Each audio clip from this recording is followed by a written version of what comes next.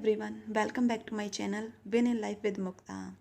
आज के इस वीडियो में हम रिसर्च से रिलेटेड कुछ एमसीक्यू सॉल्व करेंगे। रिसर्च जो है अब काफ़ी इम्पोर्टेंट हो गया है, क्योंकि चाहे यूजीसी नेट का पेपर फर्स्ट हो या सेकंड हो, दोनों में ही उसके काफ़ी क्वेश्चंस आते हैं। तो रिसर्च वाले पोर्शन पर हमारी कमांड होना बहुत ही ज़रूरी होता है। इसलिए रिसर्च के चलिए कुछ क्वेश्चंस देख लेते हैं जो आपके इस एग्ज़ाम के लिए काफ़ी इम्पोर्टेंट होंगे और आपकी काफ़ी हेल्प करेंगे। तो चलिए शुरुआत करते हैं। सबसे पहले जो आता है वह आता है स्टैटिस्टिक शब्द का सर्वप्रथम उपयोग किया था, तो वह किया था बर्नौली ने। नेक्स्ट आता है सांख्यिकी का पिता किसे कहा जाता है। सांख्यिकी का पिता कहा जाता है गोटफ्राइड एकेनबॉल को। सांख्यिकी जो डेवलप किया था वो किया था गोटफ्राइड एकेनबॉल ने, लेकिन स्टैटिस्टिक शब्द जो सर्वप्रथम उपयोग किया था वो किया था बर्नौली ने। नेक्स्ट इसके अंतर्गत आता है स्टैटिस्टिक शब्द की उत्पत्ति लैटिन भाषा के किस शब्द से हुई है। तो ये लैटिन भाषा के हुई है स्टेटस शब्द से। नेक्स्ट है स्टैटिस्टिक शब्द की उत्पत्ति हुई है किससे हुई है, स्टैटिस्टा से। स्टेटस जो है वो है लैटिन शब्द है, यहाँ पे लिखा हुआ है, और जो स्टैटिस्टा है वह है एक इटालियन शब्द है। तो स्टैटिस्टा की जो उत्पत्ति हुई है वह इटालियन शब्द से भी मानी जाती है। नेक्स्ट है सांख्यिकी अनुमानों एवं संभावनाओं का विज्ञान है, यह किसने कहा है। तो यह कहा है बोडिंगटन ने। नेक्स्ट आता है सांख्यिकी प्रदत्तों के संग्रह, उनके विश्लेषण तथा निष्कर्ष निकालने का विज्ञान है, यह परिभाषा किसने दी है। यह परिभाषा दी गई है कैंडोल एवं बैकलैंड के द्वारा। नेक्स्ट आता है सांख्यिकी का उपयोग किया जाता है, यानी कि किस किस चीज़ के लिए सांख्यिकी का उपयोग किया जाता है। प्रतिगमन और भविष्य कथन के लिए, रिग्रेशन हो गया, प्रिडिक्शन हो गया, इसके लिए डेटा का संकलन करने के लिए, वर्गीकरण करने के लिए, आंकड़ों का विश्लेषण एवं सामान्यीकरण के लिए। तो इनमें से सभी के लिए जो होता है वो सांख्यिकी का उपयोग किया जाता है।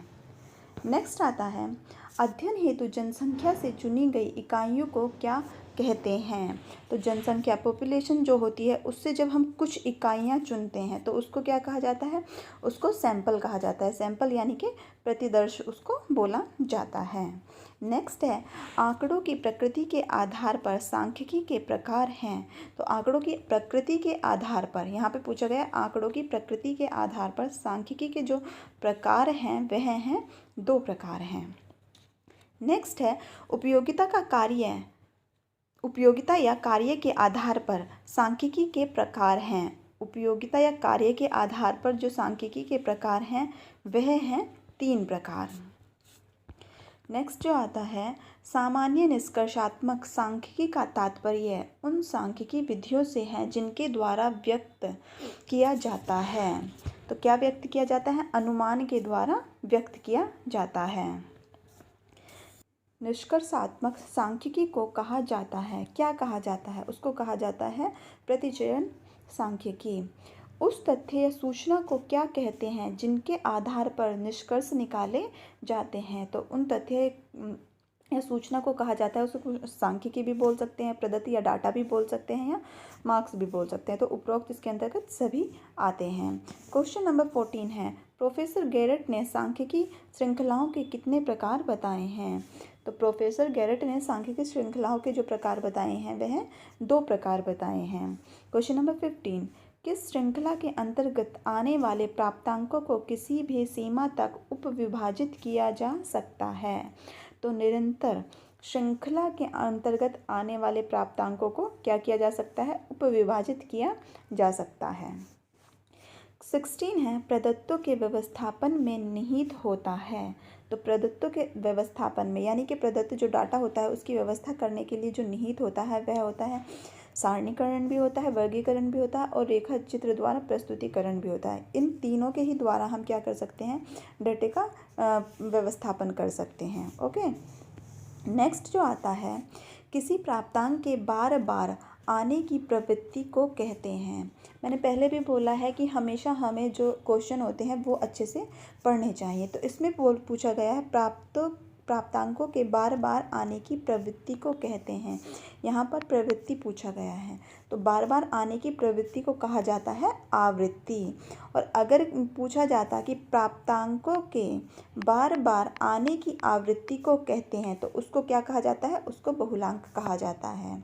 ओके, नेक्स्ट है दिए गए प्रदत्तों में उच्चतम अंक एवं न्यूनतम अंक के अंतर को कहते हैं। तो क्या कहते हैं, उसको कहा जाता है प्रसार। नेक्स्ट आता है क्वेश्चन नंबर 18, वर्गांतर बनाने की कितनी श्रेणियां हैं। तो वर्गांतर बनाने की जो श्रेणियां होती हैं वह प्रमुख 3 श्रेणियां होती हैं, इंक्लूसिव, एक्सक्लूसिव और प्योर क्लासिफिकेशन।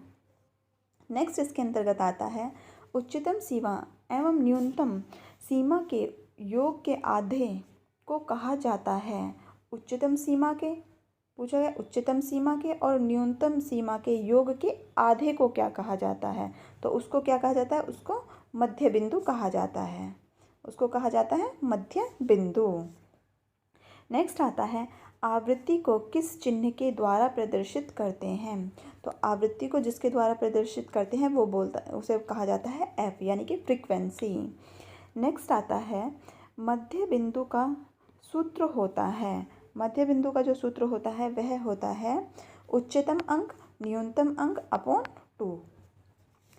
और किसी भी जो श्रेणी दी हुई होती है पहले हम उसके उच्चतम अंक देख लेते हैं, फिर न्यूनतम देख लेते हैं और उनको 2 से भाग कर देते हैं, तो उसके द्वारा क्या निकल आता है, हमारा मध्य बिंदु जो होता है वह निकल आता है। नेक्स्ट आता है इसमें जब 2 या 2 से अधिक चरों को अथवा एक ही चर के विभिन्न मूल्य को ग्राफ द्वारा प्रदर्शित किया जाता है तो इस प्रकार बनी आकृति को कहते हैं। तो इस प्रकार बनी आकृति को क्या कहा जाएगा, इसमें आएंगे उसको चित्र भी कह सकते हैं हम और उसको हम ग्राफ भी कह सकते हैं। तो इसके अंतर्गत जो सही आंसर होगा वह होगा डी। किसी तल पर एक्स अक्ष और वाई अक्ष के समकोणिक कटान से बने तल को कहा जाता है, तो उसको कहा जाता है कार्तीय तल। 25 है प्रथम चतुर्थांश में एक्स अक्ष और वाई अक्ष का मान होता है, तो प्रथम चतुर्थांश में जो मान होता है इन दोनों का वह प्लस प्लस होता है। नेक्स्ट आता है जब आंकड़ों का प्रदर्शन वृत्त की सहायता से किया जाता है तो इस प्रकार बने ग्राफ को क्या कहा जाता है, तो इस प्रकार बने ग्राफ को कहा जाता है वृत्त चित्र। नेक्स्ट है सांख्यिकी में उस ग्राफ को क्या कहते हैं जिसमें वर्गांतर की आवृत्तियों को खड़े हुए आयतों के द्वारा प्रदर्शित किया जाता है। तो उसको जब हम ग्राफ बनाते हैं और खड़े जो स्तंभ होते हैं आपने देखा होगा बहुत बार उसमें बने होते हैं, उसके द्वारा जब प्रदर्शित किया जाता है तो उसको बोला जाता है स्तंभ आकृति, या इसको हम बोल सकते हैं बार डायग्राम। क्वेश्चन नंबर 28, उस रेखा चित्र को क्या कहा जाता है जिसमें आवृत्तियों को अनेक भुजाओं द्वारा प्रदर्शित किया जाता है, तो उसको कहा जाता है आवृत्ति बहुभुज। संचयी प्रतिशत वक्र को कहा जाता है, क्या कहा जाता है, इसको कहा जाता है तोरण और ओजाइव, यानी कि इसका जो सही आंसर होगा वो होगा ए और बी दोनों होगा इसका। नेक्स्ट आता है संचयी प्रतिशत आवृत्ति ज्ञात करने का सूत्र है, तो संचयी प्रतिशत आवृत्ति ज्ञात करने का जो सूत्र है वह है 100 × f/n। आपको हमेशा ध्यान रखना है जितने भी सूत्र दिए गए हैं चाहे वो मीन के हों, मीडियन के हों और मोड के हों या फिर किसी भी चीज़ के दिए गए हों, इसमें वे सारे सूत्र आपको अच्छे से याद कर लेने हैं, क्योंकि कई बार क्या होता है मैचिंग आ जाता है कि आपको मैचिंग करनी होती है कि ये सूत्र किसका है, ये सूत्र किसका है, तो सारे जितने भी फॉर्मूलाज हैं वो आपको अच्छे से याद करने हैं। ओके, नेक्स्ट आता है केंद्रीय प्रवृत्ति की माप नहीं है। इन चारों में से केंद्रीय प्रवृत्ति की माप जो नहीं है वह है मानक विचलन। नेक्स्ट है केंद्रीय प्रवृत्ति की सबसे विश्वसनीय माप है, जो केंद्रीय प्रवृत्ति होती है उसकी सबसे विश्वसनीय माप जो होती है वो होती है मीन, यानी कि मध्यमान जो होता है वो सबसे विश्वसनीय होता है। नेक्स्ट आता है इसमें मध्यमान का सूत्र होता है। तो मध्यमान का इसमें से सूत्र कौन कौन से हैं? तो ए और बी दोनों ही सूत्र किसके हैं? मध्यमान के हैं। एक व्यवस्थित अंकों के लिए है और एक अव्यवस्थित अंकों के लिए दिया गया है। क्वेश्चन नंबर 34, दिए हुए अंक वितरण के समस्त अंकों के योग को उनकी संख्या से भाग देने से जो मान प्राप्त होता है उसे कहा जाता है। तो उसको क्या कहा जाता है? उसको कहा जाता है औसत और मध्यमान, यानी कि इसका जो आंसर होगा वह होगा हमारा बी और सी दोनों कहा जाता है। नेक्स्ट है मध्यमान का प्रयोग किया जाना चाहिए। कब कब किया जा सकता है मध्यमान का मीन का प्रयोग?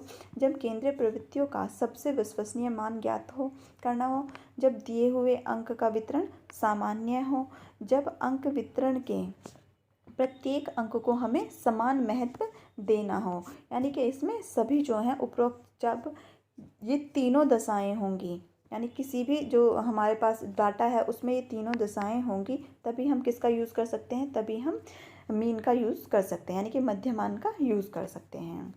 जब अव्यवस्थित अंक या अन्य मापक्रम में व्यवस्थित हो तो मध्य का अंक कहा जाता है। क्या कहा जाता है? तो उसको कहा जाता है मध्यांक कहा जाता है।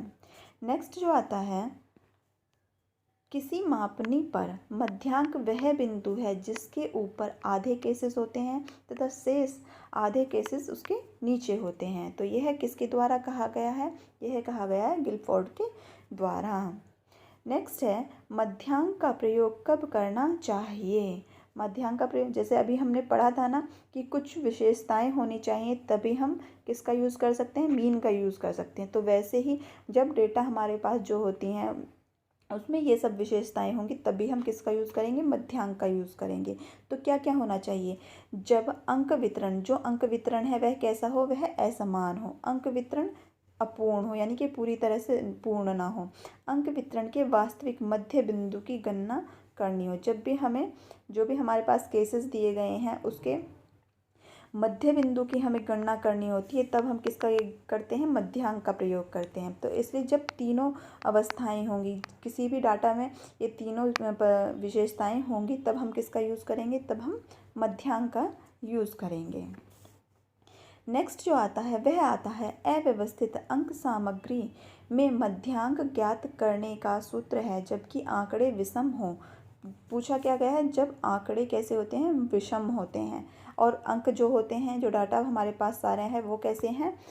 अव्यवस्थित है, व्यवस्थित नहीं है। तो हम किसका यूज़ करेंगे? हम तब यूज़ करते हैं, इसका आंसर होगा डी, n+1/2 ब्रैकेट। ये जो दिया हुआ है जैसे 10th 12th लिखते हैं वैसे दिया हुआ, इसका हिंदी में अर्थ होता है व पद। जितने भी हमारे पास हैं अंक हैं उनकी संख्या +1 और अपोन, यानी कि उसे हम 2 से भाग कर देंगे। मान लीजिए आ गया उसमें 4 आ गया तो यहाँ पे क्या हो गया? वो 4वां पद हो गया है, तो हम उसको चौथा पद बोलेंगे। ओके, इसको ये जो पूरा जो रिसर्च का है मैं इसको पूरा डिटेल में पढ़ाऊँगी एक एक टॉपिक करके। अगर आपकी कोई भी क्वेरी हो या आपको कुछ भी पूछना तो आप प्लीज़ मेरे को कमेंट बॉक्स में बता दीजिए, मैं उसी तरह से इसका पूरा डिस्कस करेंगे, पूरा मैं इसको एक्सप्लेन कर दूँगी तभी ये पूरा समझ में आएगा। केवल MCQ सॉल्व करने से जो रिसर्च है वो हमें पूरी तरह से समझ नहीं आ पाएगा। ओके, चलिए देखते हैं नेक्स्ट क्वेश्चन क्या है। नेक्स्ट है व्यवस्थित अंक सामग्री का मध्यांक ज्ञात करने का सूत्र है। तो क्या सूत्र है? इसका सूत्र है, इस पे आएगा ए। नेक्स्ट क्वेश्चन है इसके अंतर्गत हमारा, किसी वितरण में वह प्राप्तांक जिसकी आवृत्ति सार्वधिक हो कहा जाता है, उसको क्या कहा जाता है? उसको बहुलांक कहा जाता है। अभी इससे पहले मैंने आपको बताया था ना, जहाँ पूछा जाएगा वह प्राप्तांक जिसकी आवृत्ति पूछा गया है, तो यहाँ अगर आवृत्ति आया है तो उसका जो आंसर होगा वह बहुलांक होगा। और अगर आता वह प्राप्तांक जिसकी प्रवृत्ति सार्वधिक हो तो उसे क्या कहा जाएगा? उसको कहा जाएगा आवृत्ति। ये जो है उसको केवल आवृत्ति कहा जाएगा। ओके, नेक्स्ट क्वेश्चन है, बहुलांक का प्रयोग किया जाना चाहिए कब हम बहुलांक का प्रयोग कर सकते हैं? कौन कौन सी विशेषताएं होंगी जब हमारा जो डेटा हमारे पास है उसमें, तब हम बहुलांक का प्रयोग करेंगे? केंद्रीय प्रवृत्ति की कम शुद्ध मान की आवश्यकता हो, यानी कि हमें बहुत अधिक एक्यूरेट आंसर नहीं चाहिए, तो तब हम इसका यूज़ कर सकते हैं। केंद्रीय प्रवृत्ति का मोटा अनुमान लगाना हो, कई बार हमें मोटा मोटा यानी कि ऊपर ऊपर से अनुमान लगाना होता है, तब हम इसका प्रयोग कर सकते हैं। जब अंक वितरण के कुछ अंक छूट गए हों, हो सकता है कुछ अंक छूट जाए या कुछ अंक ना दिए गए हों, तब हम इसका यूज़ कर सकते हैं। अगर किसी भी हमारे पास कोई भी डाटा है या वह प्राप्तांक है जिसमें ये सारी विशेषताएं हैं, तो उस टाइम पर हम किसका प्रयोग कर सकते हैं? उस टाइम पर हम बहुलांक का प्रयोग कर सकते हैं। ओके, नेक्स्ट आता है मध्यमान, मध्यांक और बहुलांक में संबंध पाया जाता है। तो क्या संबंध पाया जाता है? इसका जो आंसर होता है इसका आंसर है बी। ओके, क्वेश्चन नंबर 44 है, यह सूत्र L plus FM1 upon FM1 plus FM2 bracket into CI है। यह किसका सूत्र है? यह पूछा गया है। तो यह सूत्र है बहुलांक का। मैं आपको फिर से बता देती हूँ, जितने भी फॉर्मूलाज हैं वो सारे आप एक पेपर पे नोट डाउन कर लीजिए और उनके सामने लिख दीजिए वो किस किस का है, ताकि आपको मैचिंग करने में, याद करने में आसानी हो, तभी वो आपको याद हो सकेंगे। ओके, नेक्स्ट जो है केंद्रवर्ती मान है। कौन सा मान है केंद्रवर्ती? मध्यांक, मध्यमान, मध्यांक, बहुलांक। तो ये तीनों ही किसके अंतर्गत आते हैं? हमारे केंद्रवर्ती केंद्रीय मान के अंतर्गत आते हैं। केंद्रवर्ती मान में सबसे संवेदनशील मान होता है। कौन सा मान सबसे संवेदनशील होता है? तो वह होता है मध्यमान, यानी कि मीन जो होता है। क्वेश्चन नंबर 47, विचलनशीलता की माप नहीं है। इनमें से कौन सी है जो विचलनशीलता के अंतर्गत नहीं आती है? तो वह है हमारे मध्यमान। तो मध्यमान किसके अंतर्गत आता है? मध्यमान आता है हमारी केंद्रवर्ती मान के अंतर्गत आता है, यह विचलनशीलता के अंतर्गत नहीं आता है। क्वेश्चन नंबर 48, प्रसार विचलनशीलता की माप है। तो यह विचलनशीलता की जो प्रसार होता है, रेंज होती है, विचलनशीलता की सबसे कम विश्वसनीय माप होती है। क्वेश्चन नंबर 49, विचलनशीलता की सबसे अधिक विश्वसनीय माप है। तो विचलनशीलता की जो सबसे अधिक विश्वसनीय माप होती है वह होती है प्रामाणिक विचलन, जिसको हम बोलते हैं स्टैंडर्ड डेविएशन। ओके, नेक्स्ट है क्वेश्चन नंबर 50 है, चरिता वर्ग होता है। तो क्या होता है? वह होता है मानक विचलन का। इस तरह से ये हमारे 50 MCQ क्वेश्चन थे जो रिसर्च से हमने लिए हैं, और ये काफ़ी इम्पोर्टेंट है जो आपके UGC नेट के लिए आपको तैयार इनको करना ही चाहिए। बाकी जो इनकी डिटेल होती है, हमें डिटेल में पढ़ना बहुत ही ज़रूरी है। नेक्स्ट वीडियो में मैं आपको डिटेल में यूनिट 1 से ही लेके चलूँगी और उसका पूरा एक्सप्लेन करते चलूँगी, तभी आपको बहुत अच्छे से समझ आएगा।